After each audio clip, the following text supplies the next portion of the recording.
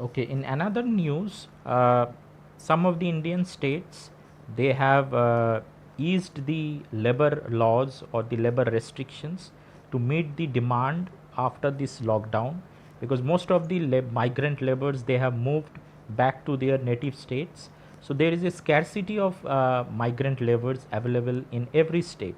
So many of the states are diluting the labor laws, which is also a concern for, and the Indian labor organizations, they have written directly to the international labor body, and ILO has written back to India asking to uphold the labor laws and the labor interest and not to dilute them. So this is one event which is impacting the labors as well as the economy. So if some development happens on this, we will continue to follow this. There is one news coming from Middle East, Israel and Palestinian.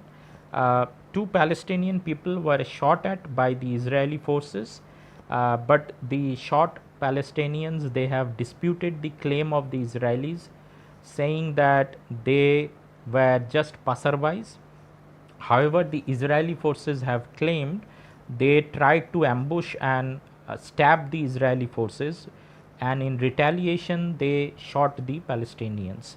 So, this is one happening which happened today, and we will, I mean, the investigation is going on, and we will follow on this news in the coming days. An earthquake happened today in New Zealand with a Richter scale of 5.8 magnitude in the city of near the city of Levin. So no major damages have been reported or no casualties have been reported. It lasted only for 30 seconds, but this is one news coming from New Zealand. On the other hand, going to Japan, Japan has lifted the restrictions on the COVID-19 emergency lockdown. So Japan has planned to open up the economy and the country in the coming days.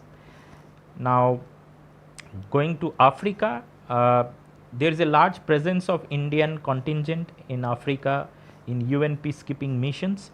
One of the female commander of the Indian female engagement team of the MONUSCO, which is United Nations Organization Stabilization Mission in Democratic Republic of Congo. So she has claimed that the woman representation in the UN peacekeeping force is very low. It's less than 4% in most of the African countries. So she has advocated, and India is also supporting it, that the number of women in the UN peacekeeping forces must be increased.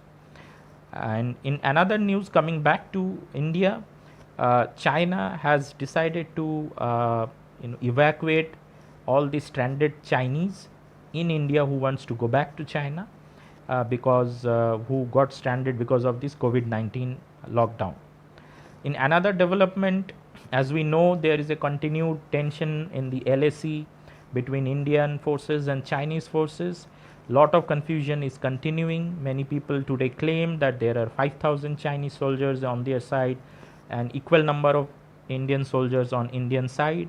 All I can assure people is that whatever the number is, India has officially stated and confirmed that India is matching the numbers every boot by boot and every bullet by bullet.